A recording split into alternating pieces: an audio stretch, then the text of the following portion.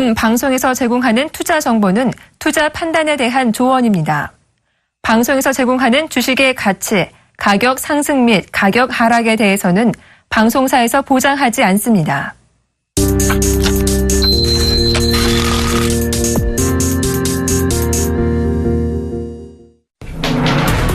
네, 2부로 돌아왔습니다. 출발 중심 아이디의 최예린입니다. 유로존의 1분기 GDP 성장률 0.4% 나왔죠. 2년에 가장 좋았습니다. 그럼에도 불구하고 정작 독일의 1분기 GDP 성장률이 0.3% 그치면서 독일 증시는 1% 이상 조정받고 말았는데요. 잘 나온 프랑스 증시는 덩달아 빠지고 말았습니다. 미국의 경우에도 역시 지표는 좋지 않았는데요. 4월달 소매 판매 적지만 좀 늘어날 것으로 봤었는데 자동차와 휘발유를 제외한 소매 판매 역시도 기대치 이하. 전체적으로는 전달과 동일한 부합세 제자리 걸음을 하고 말았습니다. 3월달 1분기까지는 날씨 추워서 돈을 안 썼다고 하지만 4월달 들어서 2분기부터는 좀 나아지려나 했었는데 그마저도 아직은 아니라는 신호가 나온 것이죠. 미국 증시는 금리 빨리 못 올리겠다라는 해석을 하면서 장 초반 강했지만 막판에는 매수세가 다 빠져나가고 말았습니다. 어제 우리 증시는 다행히도 특별히 코스피 쪽에서 아주 의미 있는 양봉에 섰었고 투신권이 아주 석 달 만에 소폭이나마 같이 사고 있는 외국인과 동반 매수를 보여 눈길을 끌었었는데요. 옵션 만기일의 변동성 좀 있겠지만 이 투신권의 매수세가 외국인과 함께 계속 이어질지도 관전 포인트 가운데 하나를 하겠습니다. 제약 바이오가 살아나기도 했었는데요. 오늘 개장 전에 아모레 퍼시픽의 1분기 영업이익이 발표되기도 했었습니다. 다시금 주도주가 부활할 수 있을지 모르겠습니다. 오늘 아모레 퍼시픽 관련해서 화장품주의 분위기도 잠시 후에 전해드리겠습니다. 오늘 출발 상황에 도움 말씀 주시고자 두 분의 전문가를 모셔봤는데요. 멀리 메리츠종금증권 강남금융센터 김근호 연구원님 화상으로 도움 말씀 주시겠고요. 샘플러스 예병군 멘토님 다시 한번 스튜디오에 출연해 주셨습니다. 두 분 안녕하세요. 네, 안녕하세요. 네, 먼저 김근호 연구원님께서 개장 전 체크 포인트부터 짚어주시죠. 네, 일단 전일에 코스닥이 좀 반등이 많이 나왔고요. 물론 코스피도 나왔는데 중요한 게 제약바이오 쪽을 많이 들고 계셨던 투자자분들이 많으실 텐데 어제 제약바이오 위주로 좀 코스닥이 다시 한번 반등이 좀 나와주는 모습을 보면서 이제 고민들 하시게 되는 거죠. 여기서 제약바이오가 코스닥 반등 속에서 좀 더 치고 나오느냐 아니면 다른 업종의 주도 업종을 좀 내주느냐 이 부분에 대해서 좀 궁금해하실 분들도 계실 텐데 일단 중요한 거는 저는 개인적으로는 이 제약바이오 업종의 반등이 조금 더 추가적으로 나올 수 있다는 생각은 좀 들고요. 물론 실적 시즌입니다만 그 안에서는 종목별로 실적에 따라서 변동성이 커질 가능성이 있습니다. 그러니까 실적이 좋은 종목들이 제약바이오 대장이 될 가능성이 높고요. 그리고 또 한 가지는 제약바이오 업종이 최근에 다양한 이슈들이 좀 나오고 있습니다. 우리가 흔히 알고 있는 이 라이센싱 아웃이라고 하는데 기술 이전 같은 것들을 해주거나 아니면 특권을 가지고 지속적인 라이센스 수입을 얻어가는 거죠. 근데 이게 굉장히 좀 크거든요. 그래서 기존의 과거에는 이제 R&D 비용들로 매몰 비용이 많이 들어갔었던 부분이 올해부터 좀 많이 실적적으로 나오는 바이오 업종 종목들이 많이 생겼습니다. 그래서 오늘은 과연 코스닥에서 제약바이오 업종이 지속적인 강세를 좀 보여주느냐 그리고 코스닥의 반등이 이어지느냐 이 부분에 대해서 꼭 좀 체크를 해봐야 될 것 같고요. 결론적으로 말씀드리면 저는 개인적으로 코스닥 반등은 조금 더 이어질 가능성이 있다. 그 안에서 제약바이오가 가장 강한 힘을 보여주지 않겠나라는 말씀을 좀 드리고 싶습니다. 네, 당초에는 거래소 쪽을 희망하게 보셨는데 김근호 연구원님도 기존 주도주였던 제약바이오가 살아나자 조금은 뷰를 바꾸시려 하는 것 같습니다. 이번엔 예명톤님의 관전 포인트 들어보겠습니다. 예, 제가 늘 똑같은 얘기를 드리고 있습니다. 결과적으로는 코스닥 쪽의 실적이 좀 낮다. 이런 점들을 좀 참고를 해보셨으면 좋겠고요.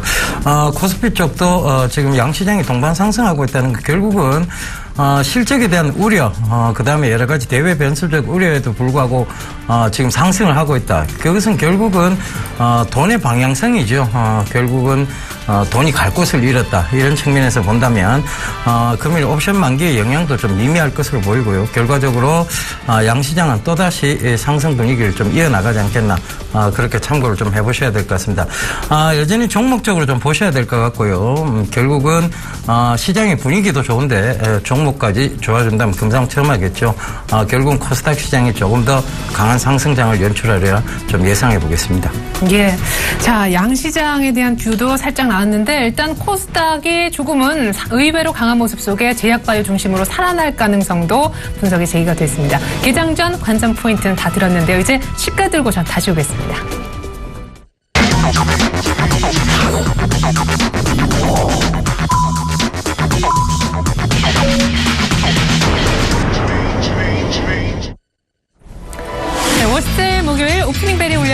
우리 장 오늘 옵션 만기를 맞게 되는데요. 그냥 전문가들 얘기로는 오늘 옵션 만기 큰 충격은 없을 거라고는 하지만 그렇다고 뭐 엄청난 매수세를 받지도 않을 것 같다. 그저 약간의 변동성 정도 있지 않겠느냐, 뭐 그런 전망들이 나오고 있죠. 어제 샀던 외국인 그리고 투신권이 팔지 않고 사다니 그게 또 웬 날입니까? 근데 어제 양봉까지 서서 2,100을 넘어 2,110선까지 회복했었죠.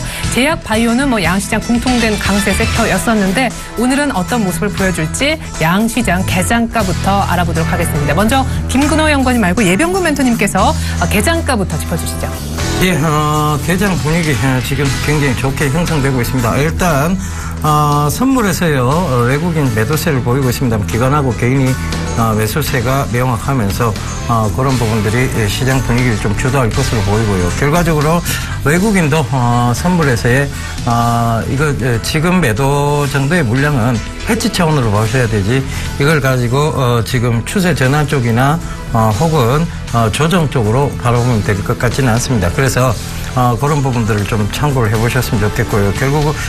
결국은 돈의 방향성이죠. 그런 부분들을 계속 좀 체크를 해보셔야 되는데 외국인들이 지금 현물에서 계속 조금 순매수를 그리고 코스닥 쪽에서도 순매수를 좀 이어갈 수 있으리라 저는 그렇게 보여집니다. 일단은 해치 차원에서 선물에서는 좀 매도가 나오고 있다는 점 참고를 해보셨으면 좋겠고요. 전체적으로 보면 시장의 상승장을 이끌어 나가는데 충분히 뭐 수급적 차원에서는 문제가 없다 좀 보여지겠고요. 일단 코스피 지수도 강보합에서 지금 출발을 하고 있고 코스닥은 695선에서 지금 출발이 되고 있는 상황입니다. 그래서 양시장의 동반 상승 오늘 장 내내 좀 지켜봐야 될 부분이 아닌가 그렇게 보여지니까 여러분들 많이 참고하셔서 일단은 기존 보유자분들은 관망적인 부분 그리고 지금 매수를 망설이시는 분들은 조금 분할로 계속 매수에 들어가시는 전략이 맞지 않겠나 그렇게 좀 말씀드리도록 하겠습니다. 네, 자 이렇게 해서 저희가 양시장 강보합으로 출발했다는 소식 전해 들을 수가 있었었는데요. 어제 거래가 폭발하면서 하지만 종가상은 결국 하한가에 들어가고야 말았던 네트로엔도텍은 오늘 6% 정도 플러스를 내면서 일단 출발은 해주고 있다는 소식 전해드립니다. 양시장 강보합으로 출발했고요. 달러는 급락하는 모습 눈에 띄고 있는데 잠시 후 외환시장 출발 상황은 더 자세하게 듣는 기회가 있을 겁니다. 김근호 연구원님 어제 바이오 제약 섹터의 강세 짚어주셨었는데 오늘 업종별 흐름은 어떻게 돌아가고 있나요? 네, 오늘 코스피 기준으로는 의료 정밀 서비스 화학 그다음에 유통 전기전자 섹터 그리고 제조 종이 목재 비금속 이런 섹터들이 좀 아침에 좀 견조하게 나오는 흐름들 보여주고 있다라는 말씀을 좀 드리고요.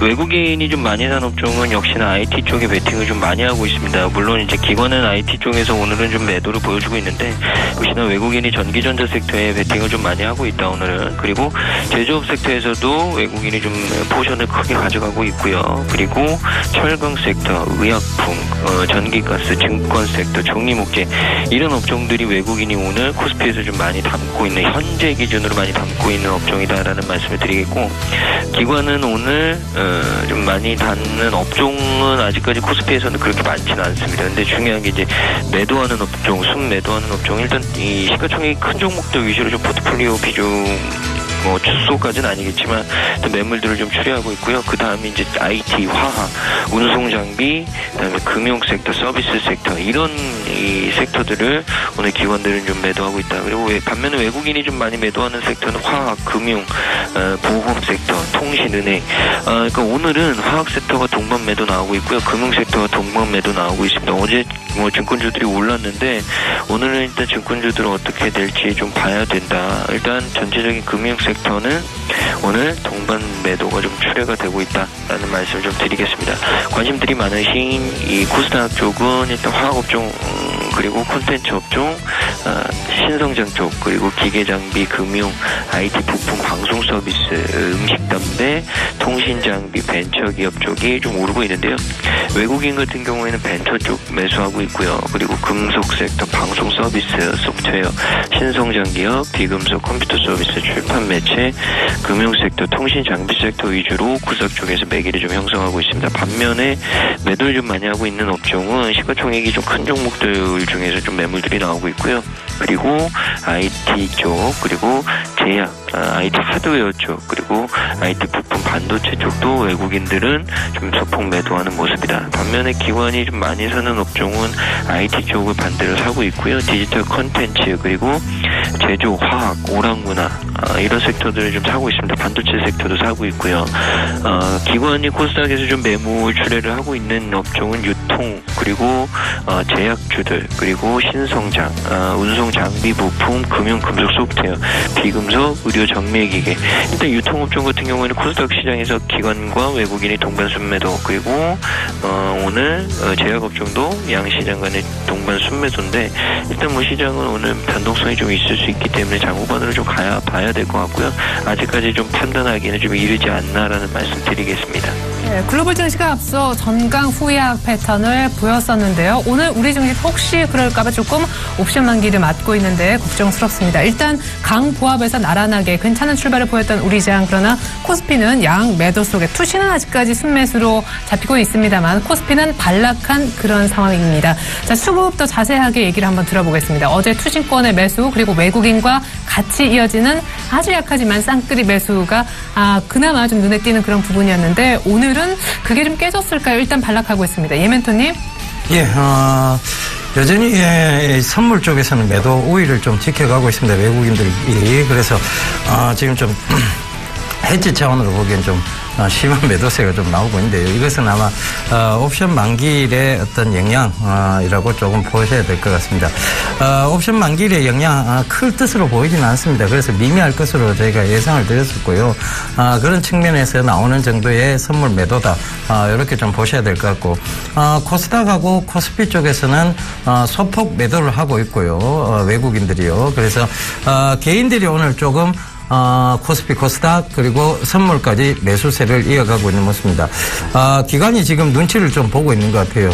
외국인들의 눈치를 보면서 지금 시장 대응을 하고 있는 것도 보이는데요. 결국은 돈의 방향성을 우리가 한번 생각을 해보자고요. 그러니까 돈이 갈 곳이 없다면 결과적으로는 위험 자산 쪽으로 몰릴 가능성은 여전히 상정을 하고 있다 보시면 될 것 같습니다. 그래서 저는 상승 쪽으로 계속 가닥을 좀 잡아드릴 테니까요. 그 점 참고하시면서 대응하시면 되겠습니다. 전체적으로 보면 수급적인 차원에서 크게 영향이 없는 그런 장으로 보여집니다. 그래서 조금 상승 하락 어떤 공방이 좀 일어나지 않겠나. 그래서 옵션 만기 영향은 여전히 미미하다고 조금 말씀을 드리도록 하겠습니다. 네. 자, 코스피는 뭐 하락 전환하긴 했습니다만 낙폭이 어제 종가 대비 0.2포인트밖에 되지 않습니다. 이렇게 해서 개장 분위기, 업종별 흐름, 그리고 수급까지 짚어드렸는데요. 제가 개장하면서 외환 시장 움직임이 심상치 않다 전해드렸었잖아요. 조금 더 자세하게 얘기 들어보겠습니다. 유진 투자 선물로 오늘은 가보죠. 이주원 연구원님. 네, 안녕하세요. 네, 유로존 1분기 GDP는 상당히 잘 나왔는데 미국의 소매 판매는 부진했습니다. 유로 달러가 1.13까지 올라가면서 상대적으로 달러는 약세로 돌 수밖에 없는 상황이었는데 오늘 많이 급락하면서 개장하네요. 네, 오늘 갭다운 출발했습니다. 원달러 환율 어제 종가 대비 7원 20전 하락한 1,092원 50전에 출발했습니다. 현재는 1,093원 후반대 1,094원대에서 낙폭을 다소 만회하면서 거래가 되고 있는데요. 오늘 달러 원 환율은 글로벌 달러와 약세 1,090원대 초중반에서 주 거래 범위를 형성할 전망입니다. 무엇보다도 미국의 소매 지표 부진이 그 원인인데요. 미국의 4월 소매 판매는 전월과 동일한 수준에 그치면서 시장이 예상치를 밑돌았습니다. 또 미국의 3월 기업 재고도 전월 대비 0.1% 증가로 예상치를 하회했고요. 이런 미국의 지표 부진으로 미국 금리 인상 기대감에 대한 지연 인식이 강화되었고요. 또 독일 국채 수익률 상승에 따라 유로 달러 환율은 1.13달러대 후반까지 급등을 했고요. 엔달러 환율은 119엔대 초반까지 밀리는 모습 보였습니다. 그러면서 여기 환율도 크게 하락했습니다. 원달러 1개월물이 1,094원에 최저고가 됐습니다. 최근 1개월물 스왑 포인트 플러스 1원을 고려하면 어제 현물한 종가였던 1,099원 70전보다는 약 6원 70전 정도 하락한 셈입니다. 오늘도 여기 환율은 오늘 원달러 환율은 여기 환율을 반영하면서 갭다운 출발했습니다. 전일 달러 약세에도 불구하고 결제 수요 등의 급등했기 때문에 이에 대한 되돌림 심리도 작용한 것으로 보여지고요. 또한 어제와는 다르게 옌 달러가 크게 하락했기 때문에 이에 대한 영향을 오늘은 받고 있는 것으로 보여집니다. 그러나 박근혜 대통령의 엔저 경계감 발언 이후에 외환 당국에 대한 경계심이 높아진 상황이고요. 또한 한국은행 금융통화위원회를 앞두고 1090원대 초반에서는 단단한 지지력이 형성될 전망입니다. 결국 오늘 환율은 글로벌 달러 약세 영향으로 1090원대 초중반에서 주된 움직임을 보일 것으로 예상을 하고 있습니다. 1,100원대에서는 일단 막혔지만 오늘 이래저래 갭다운 출발하면서 크게 밀렸지만 그렇다고 1,090원이 깨지진 않을 것 같다. 그 중간에 레인지 장세 전망을 해주셨습니다. 지금까지 유진투자선물 이주원 연구원의 분석으로 외환시장 출발 분위기 전해드렸습니다. 고맙습니다. 네, 감사합니다.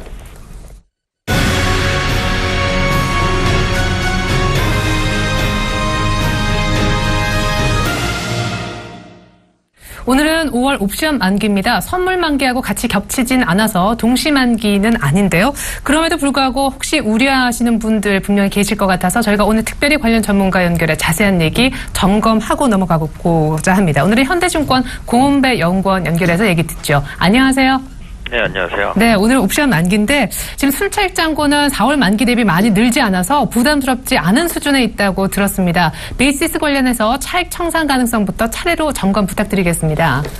네, 금번 5월 옵션 만기의 순차익 잔고는 약 3.9조 원으로 지난 4월 만기 대비 약 1,600억 원 증가한 수치를 보이고 있습니다.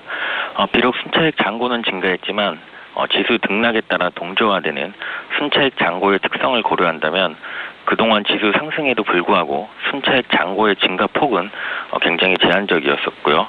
그 규모 또한 부담스럽지 않은 수준으로 판단이 됩니다. 지수 상승에도 불구하고 순차익 잔고의 증가폭이 크지 않았던 이유는요. 기존 코스피가 박스권 내의 등락을 보일 때는 외국인 프로그램 수급에 대한 의존도가 높았다면 이번 지수의 레벨업 과정에서는 외국인의 개별 종목 순매수가 동반적으로 나타나면서 지수 상승을 가속화시켰기 때문입니다.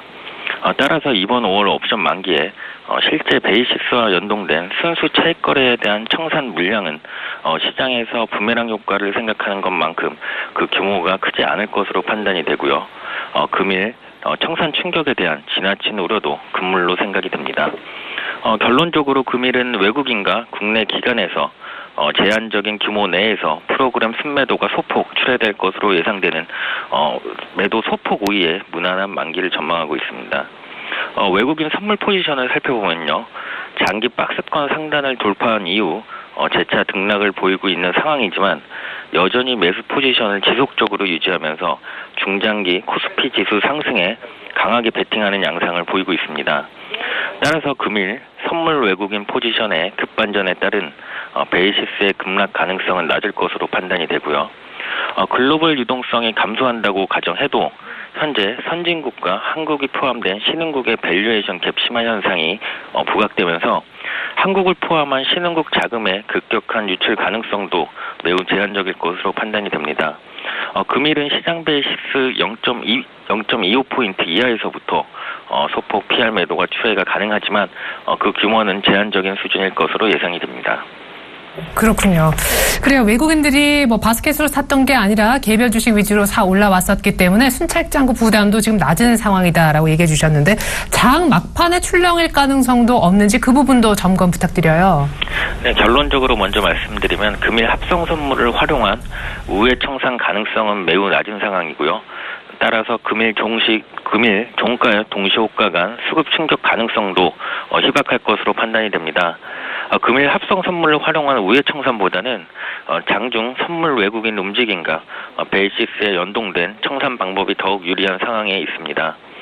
또한 이번 옵션 만기는 외국인과 국내 기관의 합성 선물 포지션을 살펴보아도 만기 종가 충격 가능성은 매우 낮습니다. 외국인의 약 1.1조 원 가량의 대규모 합성 선물 순매수 포지션이 관찰이 되었고요.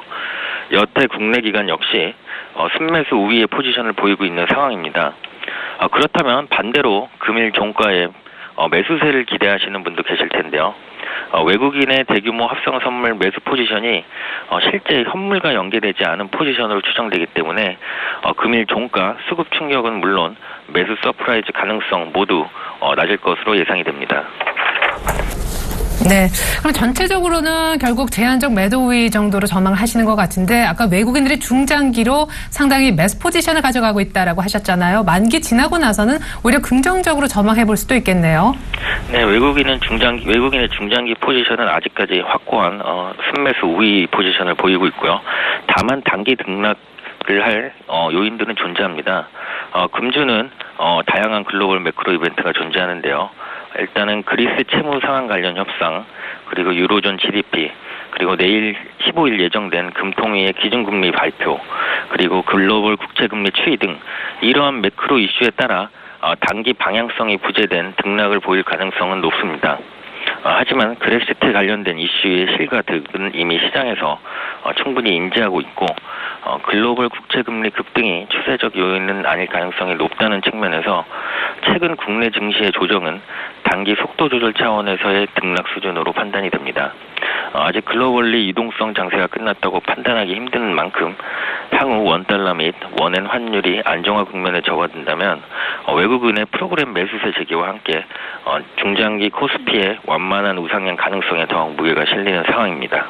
네, 만기 후 전망 좋게 해주셨네요. 제한적 매도 후의 전망 그리고 약간 속도 조절 나타날 수 있지만 전체적으로는 만기 충격 가능성은 낮다라는 쪽으로 얘기 들어봤습니다. 지금까지 현대증권 공원배 연구원님과 함께 5월 옵션 만기 전략 세워봤습니다. 잘 들었습니다. 예, 감사합니다.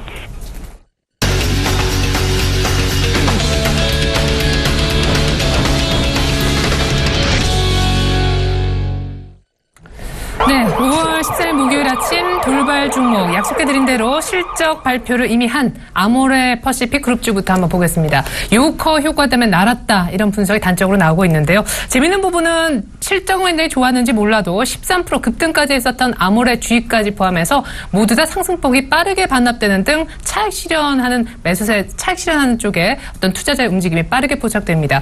다음 카카오의 실적은 눈높이보다 훨씬 더 못 미친 그런 결과였음에도 불구하고 오히려 다음 카카오는 더 이상 빠지지는 않는 10만 원 지켜주는 모습 나타나고 있는데요.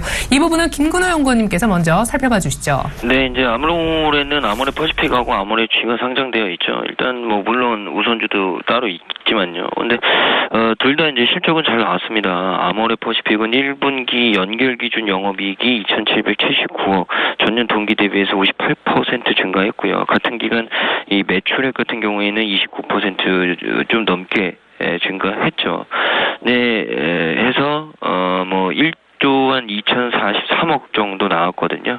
당기순이익 같은 경우도 72% 정도 증가를 했고요. 그래서 2,114억 잠정 집계가 됐고 매출액이 1조 1,230억 그리고 영업이익이 2,200억 정도 시장 컨센서스가 형성이 되는데 일단 둘 다 비팅은 했습니다. 그러니까 일단 브레이킹 했고 시장 컨센서스를 좀 상향하는 실적이 좀 잘 나오는 모습을 좀 보여줬는데 일단 뭐 그럼에도 불구하고 오늘은 일단 실적에 대한 기대감 때문에 오르는데 중요한 건 이제 앞으로의 움직임이 굉장히 좀 중요할 것 같다.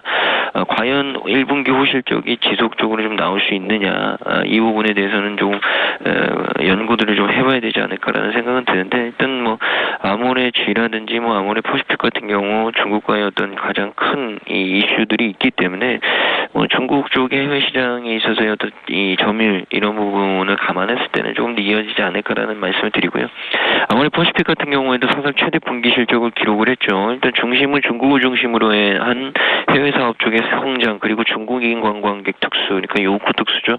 이 두 가지가 좀 겹쳐져서 전체적인 실적 견인을 하지 않았나라는 게 전문가들의 의견이고요. 이 해외 사업 쪽이 전년 대비해서 40% 정도 성장을 했다고 합니다. 굉장히 큰 성장폭을 기록했고요. 국내 면세점 그리고 백화점 쪽의 채널 역시도 견고한 상승, 특히나 요코 효과가 좀 두드러졌다라는 말씀을 드리고 이 아모레 퍼시픽이 가지고 있는 브랜드 에뛰드와 같은 일부 브랜드는 여전히 좀 실적이 좀 부진하긴 하지만 전체적으로 봤을 때는 좋은 부분이 훨씬 더 많았다라는 걸로 좀 받아들여야 될 것 같고요. 아모레 퍼시픽 같은 경우에는 연결 기준으로 지난 1분기 영업이익이 2,779억, 7,500만 원 기록했고요. 전년 동기 대비 역시나 좋은 모습이었다.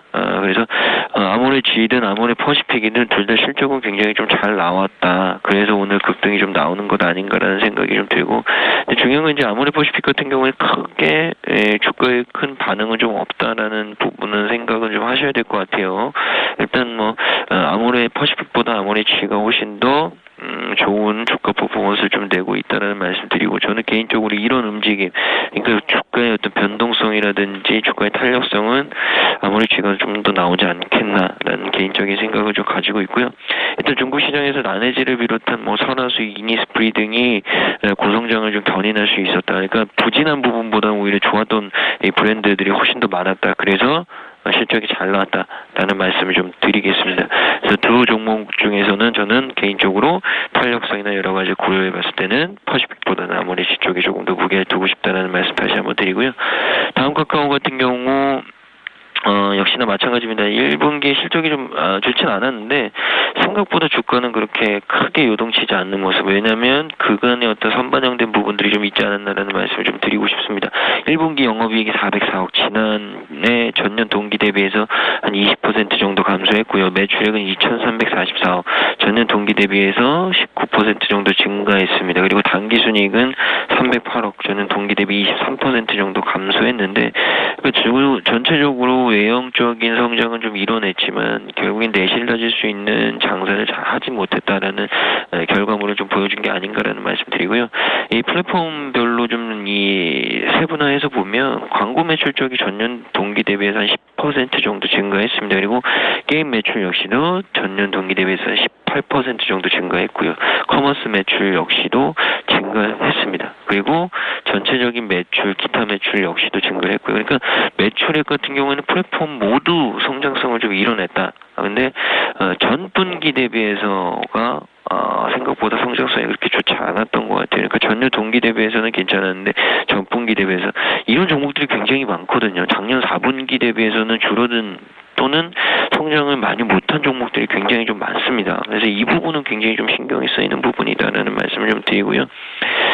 주가적으로는 다시 한번 말씀드리지만 실적은 좋지 않았지만 미리 선반영된 부분들이 있었기 때문에 주가가 많이 빠지진 않았다. 근데 여기서 과연 탄력성을 보여줄 수 있는 반등이 나오느냐, 이 부분에 대해서도 생각보다 그렇게 자신감을 갖고 말씀드릴 수는 없다.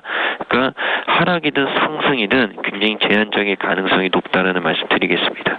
다음 카카오는 정체될 가능성, 그리고 아모레 퍼시픽과 아모레 G 가운데 오늘 보여지듯이 향후 탄력성도 아모레 G 쪽에 더 있지 않을까 전망도 해주셨습니다. 결국 종합해보면 산성 LNS 그리고 아모레 퍼시픽 그룹, 여기에 바통을 이어받아 오늘 한국 콜마까지 실적이 다 좋았는데요. 화장품주가 뭐 많이 오르면서 고평가는 얘기가 나왔지만 일단 실적은 되는 것으로 지금 결과가 나오고 있거든요. 한국 콜마도 오늘 신고가 내고 있습니다. 삼성생명이 어제 시총 5위까지 현대 모비스 밀어내고 탈환할 정도로 급등했었는데 오늘 외국인들도 조금 파는 것 같고요. 하루 만에 약세로 돌아서고 있습니다. 이 두 종목 분석은 예멘토님께 드려볼게요. 예, 일단 화장품 얘기로 먼저 좀 문을 열어야 되겠습니다. 결국은 저번에 제가 월요일 날이죠, 출연했을 때 아모레 퍼시픽에 대한 얘기도 좀 해드렸었는데요. 화장품주는 상승의 여력이 더 있다는 얘기 분명히 드렸습니다. 그런 점들 좀 참고를 해보셨으면 좋겠고요. 결국은 화장품 관련주들이 지금 중국에 대한 매출향이죠. 이런 부분들이 실적이 좋아질 수밖에 없는 상황을 가져오고 있고, 최근 들어 또 아모레 퍼시픽의 화장품 브랜드들이 설화수에 이어서 뭐 여러 가지 브랜드들이 있지 않습니까? 그런 브랜드들이 속속 중국에 진출을 해서 인기를 끌고 있고요. 또 중국 백화점 쪽에 입점을 하고 있는 그런 모습을 보이고 있습니다. 결과적으로 그런 부분들은 계속해서 어떤 한국 화장품주의 수혜가 될 수 있는 부분이다. 이렇게 좀 살펴보셔야 될 것 같고요. 아무래도 일본 제품보다는 한국 제품을 중국인들이 좀 선호하는 편입니다. 그것이 이제 반일 감정에 대한 어떤 반사적 이익이라고 보여지는데요. 그런 부분들도 참고해 보신다면 바로 이 화장품주의 상승세가 지금 무섭습니다만은 추가적 상승이 가능하냐에 대한 질문에는 늘 추가적 상승이 가능하다는 얘기를 좀 드리도록 하겠습니다. 우리가 예전에 그런 얘기 많이 했어요. 중국에 우리가 볼펜 한 자루씩만 팔아도 이게 돈이 얼마냐 이런 얘기를 했었거든요.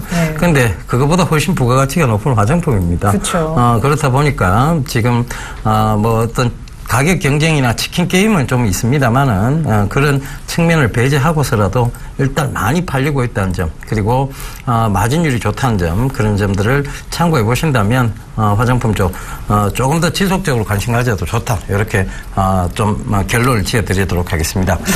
그다음 삼성생명인데요.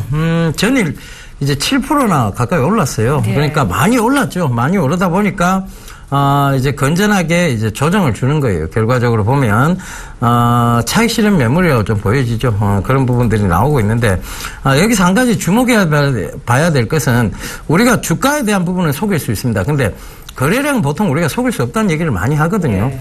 오늘 거래량 보시면 어제 전일 7% 올랐을 때의 거래량, 폭발적인 거래량에 비하면 오늘 거의 4% 이상 하락을 하고 있는데도 거래량 극히 미미한 수준입니다. 이것은 뭐냐면 결국은 파는 사람들의 마음을 조금 헤아려 봐야 될 것 같아요. 그죠? 우리가 파는 사람들의 마음은 여러 가지로 나누어질 수 있습니다. 일단은 차익 실현하고 싶은 사람들, 그리고 주가를 조금 지금 팔아서 조금 더 사게 사고 싶은 마음들, 그리고 주가에 조정을 줘서 누군가는 빠져나가게 하고 싶은 마음들, 이런 여러 가지의 마음들이 복잡하게 존재하는 것이 파는 시장이고요. 사는 시장의 마음은 똑같습니다. 네. 예. 일단 수익을 보고 싶은 거죠. 그런데 지금 구간에서의 하락은 어떻게 보면 건전한 조정이다. 그러니까 심리 상태가 흔들거려서 심리 상태가 약한 사람들이 빠져나가게끔 만들려는 조정이다. 이렇게 보시면 될 것 같아요. 생명사들, 손보사들, 생보사들, 손보사들 전부 다 보험료율 상승에 대한 부분에 대한 수혜가 분명히 있을 것이라고 보여집니다. 그리고 금리 인하가 조금 추가적으로 단행이 된다면 결국은 보험사도 조금 더 하락할 수는 있겠습니다만, 자, 과연 여기서 한 번 더 금리 인하를 한다면 여기서 추가적 또 금리 인하가 있을까라는 의구심이 들겠죠. 그러면 지금 이제 금리는 바닥이라는 논이 부각이 되면 생보사, 손보사들의 어떤 이제 금리 바닥이다. 더 이상 이제 뭐 피할 필요가 없다. 이런 측면에서 본다면 생보사, 손보사의 수혜가 어느 정도 또 예상되리라 보여집니다. 그래서 지금은 오히려 조금 매수 찬스가 아니냐, 이렇게 보시면 될 것 같고요. 조정시마다 분할 매수하는 것이 좋은 전략이다, 이렇게 좀 말씀드리도록 하겠습니다. 네, 자, 어제 많이 올랐었던 보험주, 특별히 생보주 가운데 탑이었던 삼성생명이 오늘 내립니다만 거래 없이 내리기 때문에 우리 향후 금리 인하만 한 번 더 없다면은 추가적으로 상승할 것이다 예상하셨습니다. 오히려 매수 찬스다 분석해 주셨고요. KC텍이 오늘 아침부터 화제였었죠. 증권사에서 뭐 기존보다 목표가를 50% 더 잡기도 했었는데요. 반도체 설비 투자 수혜 최대 수혜주다 분석 나오면서 어제 상한가, 오늘도 곧바로 두 자릿수로 급등하고 있습니다. 마찬가지 그림에서 LOT 베큐um 역시 어제 상한가, 오늘 추가 상승, 실적도 되고 있는데요. 이 두 종목 분석 전반적으로 반도체 장비주 얘기 들어보겠습니다. 김근호 연구원님. 네, KC텍도 그렇고 뭐 LOT 베큐um도 그렇고 오늘 또 유진테크도 그렇고요, 테스도 그렇고. 또 반도체 장비 업체들이 또 다시 한번 좀 오르는 모습인데, 이제 반도체 디스플레이 쪽에 설비 투자가 단행이 되면 KC텍 같은 경우 최대 수혜다, 뭐 이런 보고서가 좀 나왔죠. 그래서 신고가가 좀 나오는 모습인데, 일단 뭐 목표가들도 줄줄이 좀 상향을 해주는 모습입니다. 일단 주요 고객사 쪽의 설비 투자 점유율 쪽이 확대가 되면서 올해 반도체 그리고 디스플레이 장비 매출액이 종전 대비해서 증가할 것이다. 그리고 하반기에 또 이 반도체 연마 장비라고 하는 CMP 장비인데, 이게 고객이 다변화되면서 경쟁력이 더욱더 증가될 것이다라는 얘기가 좀 나오고 있습니다. 그래서 올해 전체적으로 매출액 같은 경우 뭐 4천억 넘게 전망이 되고요. 영업이익 또한 400억 좀 넘는 수준의 컨센서스가 좀 형성이 되고 있는 것 같아요. 그래서 반도체 장비 위주로 올해가 좀 좋은 한 해가 되지 않을까. 일단 뭐 KC텍 같은 경우도 1분기가 실적에 저점이 되지 않겠냐라는 의견들이 좀 많습니다. 근데 이제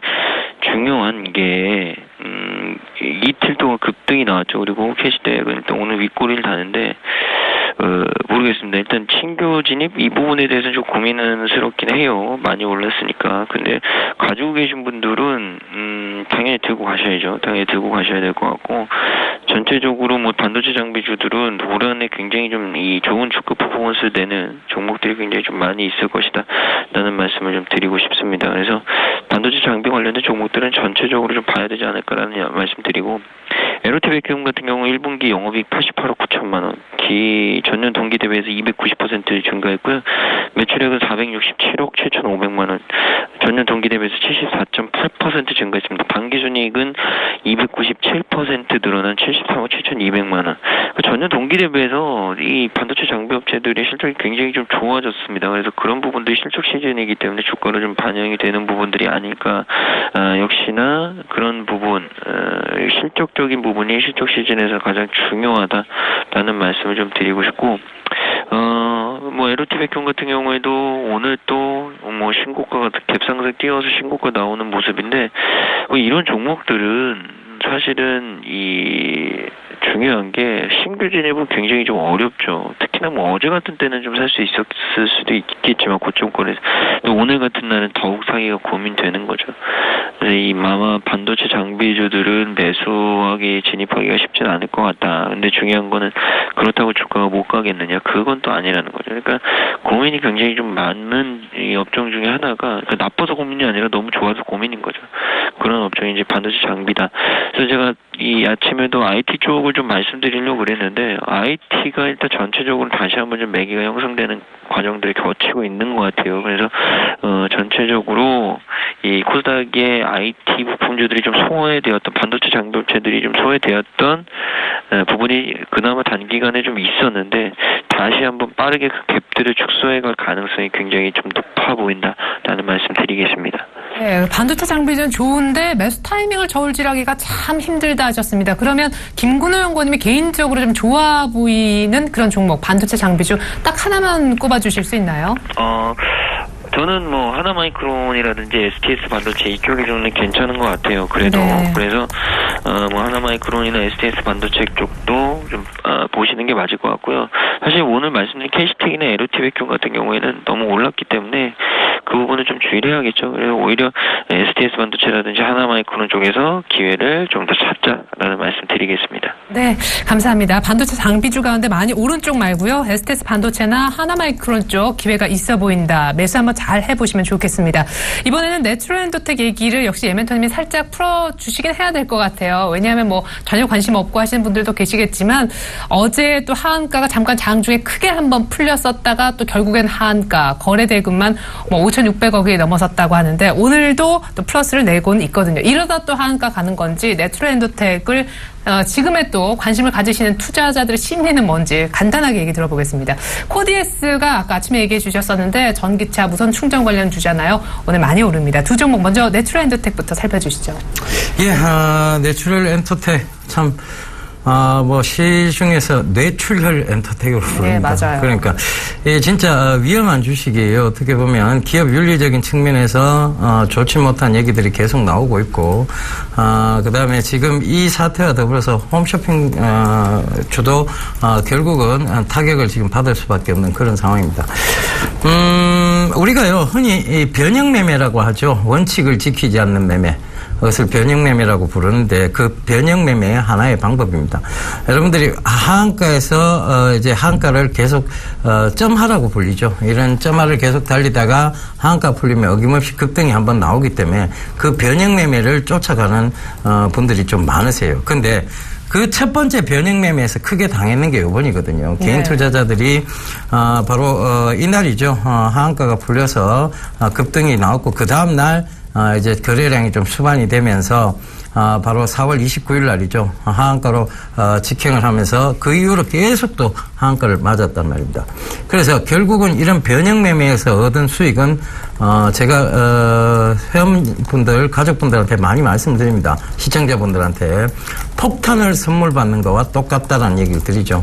그래서 변형 매매의 관점 버리셨으면 좋겠습니다. 그래서 일단 보유하지 않으셨던 분들 쳐다보지 않는 것이 상책이고요. 그런 변형 매매에서 얻은 폭탄, 결국 나중에 그 폭탄을 선물 받으면 똑같이 한 번은 크게 당할 수 있습니다. 그래서 그런 부분을 아예 보지 말으셨으면 좋겠고. 갖고 계신 분들은 지금 가격에서 정리해야 될까요? 어제처럼 이렇게 또 장중에 조금 더 올라올 가능성에 미련을 못 버리고 또 들고 계셨다가 어제처럼 하한가로 잠겨버리는 그런 사태도 있는데. 예.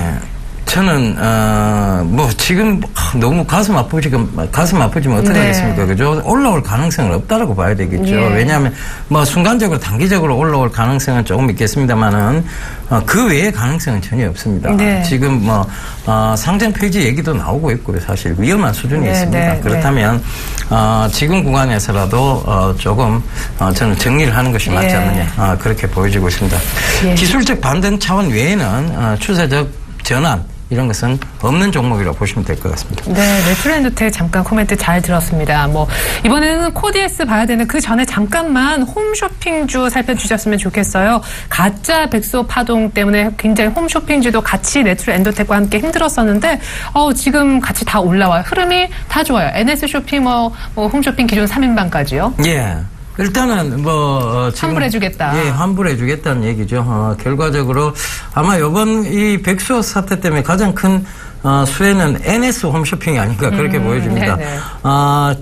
피해가 가장 적었죠. 그렇죠. 그러다 보니까 과감하게 마케팅 전략으로 전액 환불해주겠다.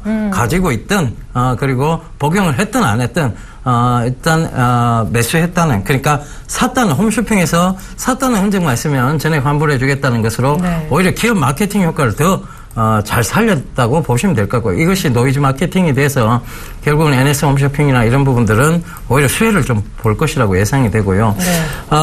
결국 나머지 홈쇼핑 관련주들은 결국 기술적 반등으로 보셔야 될 것 같습니다. 네. 예, 일단 그 피해의 규모가 좀 큰 편인데다가 결국은 이런 그 피해 규모가 회사하고 지금 같이 나눌 수 없는 부분까지 지금 상황이 악화되고 있는 상황이라서 기술적 반등 차원으로만 그냥 보셔야 될 것 같다. 이렇게 좀 말씀을 정리를 해드리겠습니다. 네, 그리고 코디에스 살펴주세요. 네, 코디에스 오늘 아침에 그 서울시가 이제 전기차 충전소에 대한 얘기가 언급이 좀 있었습니다. 네. 그러면서 오늘 코디에스, 우리산업홀딩스 모두 좀 좋은 모습을 보이면서 올라오고 있는데요. 딱 한 종목 말씀드렸죠. 아침에 코디에스 전기차 충전소에 수혜될 수 있다. 이런 부분들 말씀드렸으니까요. 자, 중장기적으로 강하게 좀 보유하셨으면 좋겠습니다. 보유자분들 강하게 보유하시고요. 그 다음에 신규 매수를 좀 생각하시는 분들은 지금 4,000원 미만이라면 정말 지금부터 이제 추세를 탄다라고 봐야 될 것 같거든요. 그래서 단기적으로도 4,400원대 이상은 박스권 상단까지는 가지 않겠나 충분히 예상해 볼 수 있는 종목이니까요. 잘 대응하셨으면 좋겠습니다. 네, 때문에 뉴스 읽어주는 남자 일부 시간을 여러분들이 주목하셔야 됩니다. 이렇게 또 바로바로 성적표가 확인이 되고 있으니까요. 예병훈 멘토님 프로에 여러분들 많은 관심 기울여 주셨으면 좋겠어요. 롯데푸드가 5일째 신고가입니다. 이제 뭐 거의 90만 원도 눈앞에 온 그런 상황인데 이게 롯데푸드만의 분위기는 아닌 것 같습니다. 신세계푸드도 이틀째 신고가. 지금 나름대로 신세계 자체적으로 만든 PB식품이 굉장히 호응도가 좋다고 하는데 신세계 주가도 어제 급등해서 바로 이전 고점을 벗겼고요. 작년 고점까지 지금 트라이하는 25만 원 갈 수 있다 얘기가 이 자리에서 나왔는데 지금 그 분위기가 오늘 벌써 연출이 되고 있습니다. 생각보다 빠른데요. 내수 가운데 음식료 섹터 얘기를 좀 들어보겠습니다. 김근호 연구원님.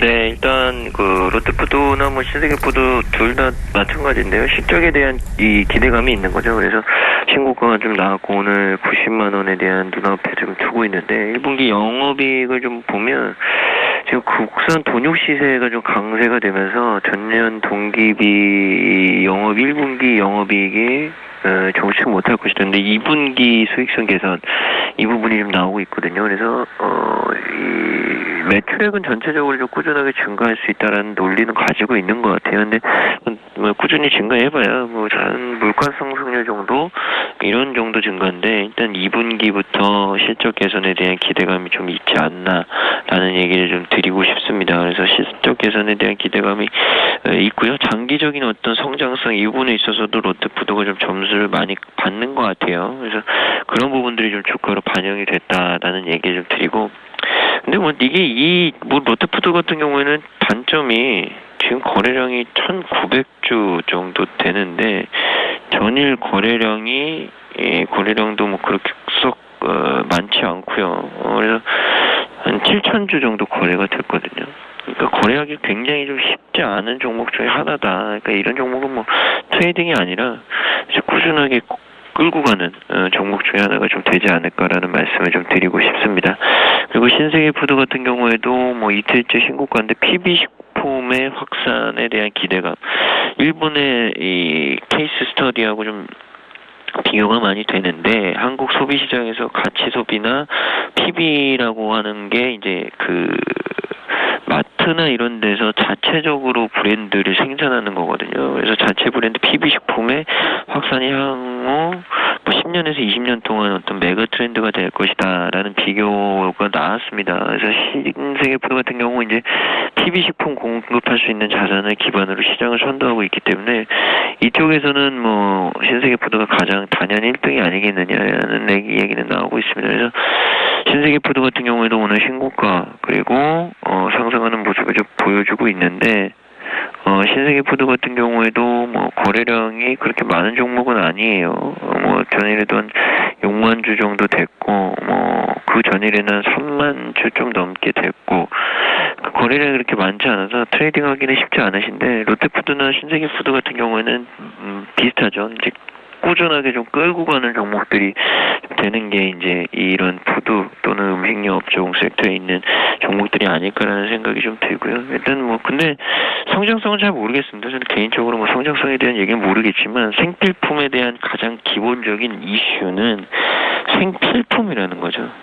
이런 회사들은 물가 상승률을 기본 전제로 깔고 가는 회사들이 굉장히 좀 많습니다. 그러니까 장사를 열심히 안 해도 매출액 성장률이 물가 상승률 정도는 나온다는 얘기들이 좀 있거든요. 그런 부분들을 좀 참고하시되 큰 어떤 메리트 이런 부분보다는 그냥 단기적인 어떤 기대감 이런 부분이 반영되지 않았겠나라는 말씀 드리겠습니다. 네. 자, 이렇게 해서 저희가 음식료 섹터 가운데 롯데푸드, 신세계푸드까지 한번 들여다봤습니다. 이제 전략을 좀 세워봐야 될 것 같은데요. 자, 김근호 연구원님 코스닥 굉장히 부정적으로 보셨다가 지금 조금 스탠스가 돌아서셨거든요. 아까 IT 얘기도 잠깐 해주셨는데 전략 종합해서 간략하게 얘기 들어보겠습니다. 네, 저는 뭐 코스닥이 전체적으로 지금 사야 된다 이런 뷰는 아니고요. 뭐 기본적인 전제는 대형주, 중소형주 믹싱해야 된다라는 위주고 오늘 또 뭐 코스피 대비해서 뭐 코스닥이 세고 코스닥이 다시 또 한번 뭐 700 수준까지 올라왔는데 모르겠습니다. 저는 뭐 코스닥에서는 뭐 코스닥만 믿고 가자니 사실은 뭐 생각보다 그렇게 자신만만하진 않거든요. 그래서 항상 말씀드렸지만 대형주와 좀 믹싱해서 전략을 짜시는 게 맞을 것 같고요. 그래서 대형주 쪽은 IT 그리고 코스닥 쪽은 바이오 이 IT 바이오 쪽을 좀 적절하게 믹싱을 하셔서 너무 코스닥 쪽의 몰빵은 굉장히 위험스러워 보인다는 말씀드리겠습니다. 네, 늘 대형주를 포트폴리오에 끼고 있어야 된다라는 관점 유지해 주셨습니다. 예병구 멘토님은요? 예, 아직은 코스닥 쪽이 좀 더 낫지 않겠냐 관점 계속 이어가도록 하겠습니다. 실적적인 측면이나 여러 가지 그리고 기대적인 측면 그리고 상승 모멘텀적인 측면 모두 고려해봐도 종목 장세에 대한 부분은 뚜렷해 보입니다. 그래서 코스닥 쪽에 조금 더 집중하는 전략 좀 말씀드리도록 하겠고요. 양시장 동반 상승을 어느 정도 예상을 해드렸습니다. 옵션 만기에 영향이 미미할 것이라는 얘기 분명히 드렸으니까 그 점도 참고해 보셨으면 좋겠고 결국은 대기업들이 가고자 하는 방향 사물 인터넷 그리고 미래차 시장 이런 부분들은 지속적으로 보셔야 된다는 얘기를 마감해 드리겠습니다. 네, 앞서서 예멘토님은 옵션 만기 영향도 미미할 거다 이런 얘기도 해주셨었는데 간단하게 강연의 일정 잡혀 있으니까 네. 부탁드려요. 이번에는 안동으로 갑니다. 예. 바로 그 양반의 고장이라고 부르죠. 네. 이 자방 고등어로 유명한. 예, 자방 고등어 유명한 곳이죠. 이 안동시 청소년 수련관 1층 정서 함양장에서 바로 강연회를 하는데요. 시간은 2015년 5월 16일 이번 주 토요일 날 오후 2시입니다. 안동, 점촌, 문경, 상주, 예천 여기 계신 분들 조금 많이 오셔서 얘기 들으셨으면 좋겠습니다. 참가비 무료고요. 문의 전화는 1577-7451번입니다. 네, 안동으로 가셔서 또 많은 분들에게 도움 주시길 바라겠습니다. 김근호 연구원님 인사 나눌게요. 두 분 모두 수고 많으셨습니다. 고맙습니다. 네, 감사합니다. 감사합니다.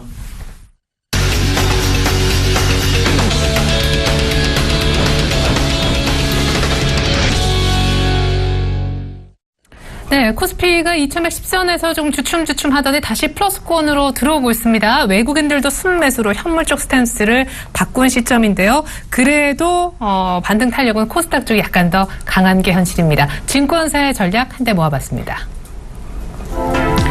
먼저 HMC 투자증권 서초지점 계시는 최희승 차장님의 의견. 오늘 옵션 만기지만 변동성이 크진 않을 거다. 외국인들 수급 변화에 관심 갖자 하셨습니다. 선물은 꽤나 많이 팔고 있어요. 현물 대비. 정영훈 팀장님은요. 만기일 영향 역시 미미할 건데 유동성 랠리는 계속될 가능성이 높다 하셨습니다.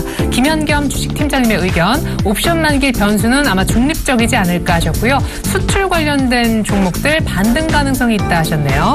마지막으로 안상현 대리님 의견 보겠습니다. 금리 변동성이 확대되고 있는데 그래도 너무 심리적으로 동요하지 말고 홀딩하자 하셨습니다.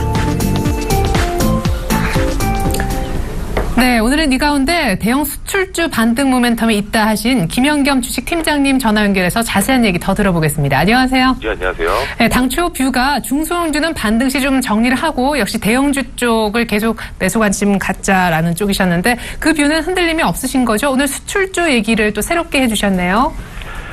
예, 오늘은 일단 옵션 만기일이고요. 일단 옵션 만기는 대체적으로 중립적으로 시장에서 좀 판단을 하는 것 같습니다. 아무래도 오늘은 동시 만기일이 아니라 옵션 만기일이기 때문에 지금 베이시스가 0.3 이하로 내려가지 않는다면 그렇게 차익 매물이나 이런 매물이 쏟아질 건 아닌 것 같고요. 오히려 1.5, 1 중반 이상에서는 오히려 좀 들어오는 쪽도 기대를 할 수 있겠지만 현재는 0.4에서 움직이기 때문에 일단 아직까지는 차익 매물이 좀 한 200억 정도 나오고 있는 그런 상황이다라고 말씀을 드리겠습니다. 아무래도 오늘 옵션 만기일이기 때문에 중소형주가 좀 더 좀 그런 옵션 만기의 영향을 안 받는 중소형주가 오늘 상대적으로 오전장은 강한 모습이 나타나고 있고요. 아까 말씀드렸듯이 수출주를 말씀드렸던 이유는 아무래도 환율이 지금 1,100원 언저리까지 올라와 있는 상황이죠. 그리고 내일 이제 금통위가 있고요.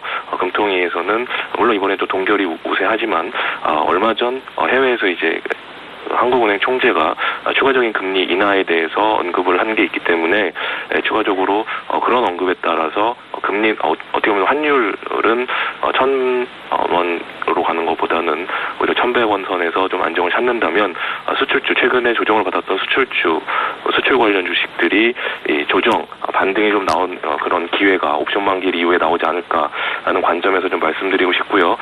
최근에 계속해서 강세를 보였던 그런 쪽은 제약 바이오, 그다음에 내수, 대형주에서는 최근에 그런 신의 면세점 관련한 모멘텀이 있는 이런 유통 주식들의 강세가 굉장히 눈에 띄었는데요. 이런 쪽도 단기적으로 한 달 수익률이 20%, 30%가 넘어가는 상황이기 때문에 아무래도 옵션 만기일 이후에 대형주는 좀 종목이 좀 바뀔 수 있다라는 관점에서 오늘 지금 삼성전자, 하이닉스, LG 디스플레이 관련된 이런 IT 종목들이 오늘 지금 빨간불이 나타나고 있죠. 이런 것들이 추가적으로 나타날 수 있는 추가적으로 좀 이어서 나타날 수 있지 않을까. 관련된 중소형주 같은 경우는 최근에 반도체 장비 주식들이 굉장히 강한데요. 이건 아무래도 삼성전자의 수주 모멘텀 또는 중국 역시 반도체 쪽에 사업을 확장한다는 이런 것들이 맞물리면서 최근에 반도체 장비 섹터의 강세가 이어지고 있는데 이런 쪽은 좀 더 이어지지 않을까. 그런 관점에서 시장 대응을 해야 될 것 같습니다. 네, 반도체 장비 IT 쪽에서 좋게 보셨고요. 미디어 콘텐츠 유통 쪽도 역시 관심 있게 지켜보자 하셨습니다. 무엇보다 금리 인하 가능성 시사 발언이 금통위에서 나오면 원달러가 1,100원대 유지할 가능성, 수출주도 미리 한번 선침해보자라는 쪽으로 얘기 들어봤습니다. 김현겸 주식팀장님의 의견 들어봤습니다. 감사합니다. 네, 감사합니다.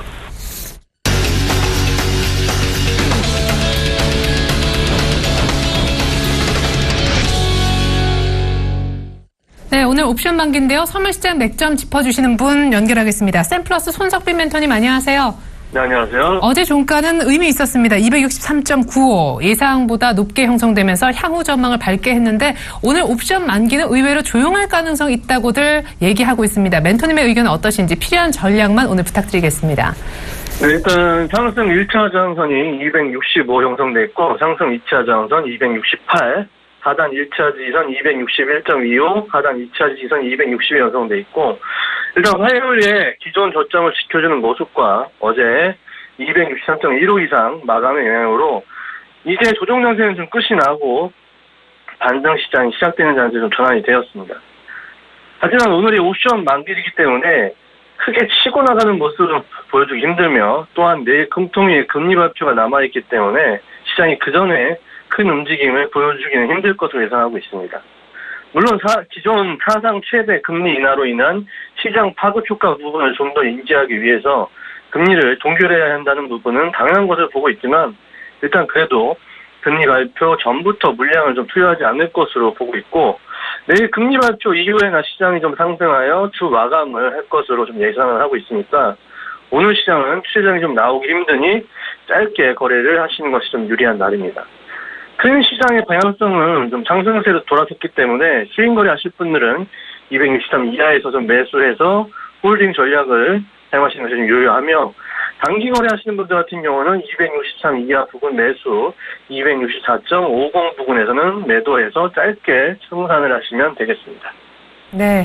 자, 스윙 가점이신 분들은 조금 더 확실한 가격대 260 아래쪽에서 매수 들어가시는 게 좋겠고요. 단기적으로 트레이딩 하시는 분들은 263대만 약간 깨지면 단기적으로 일단 매수하시면 좋겠습니다. 오늘은 옵션 만기라 좀 조용할 것 같지만 향후 금통위 발표 직후 내일 오후장부터는 조금 힘을 낼 것 같다 전망 들어봤습니다. 조정은 끝났다 얘기하셨죠. 손석빈 멘토님 잘 들었습니다. 네, 감사합니다. 네, 이상으로 출발 증시 와이드 2부 마칩니다. 잠시 후 11시부터 이어지는 증시 탑5 시간에는요. 황민혁 멘토님께서 출연을 해주실 텐데 지금까지 얘기해 주셨던 추천주 가운데에서도 또 5개 종목 다시 한번 추려서 AS 차원에서 다시 한번 들여다보고자 합니다. 11시부터 이어지는 종목 5선 저희가 증시 탑5 시간 준비하고 있으니까 여러분들 많은 시청과 관심 부탁드립니다. 출발 증시 와이드는 여기까지 할게요. 고맙습니다.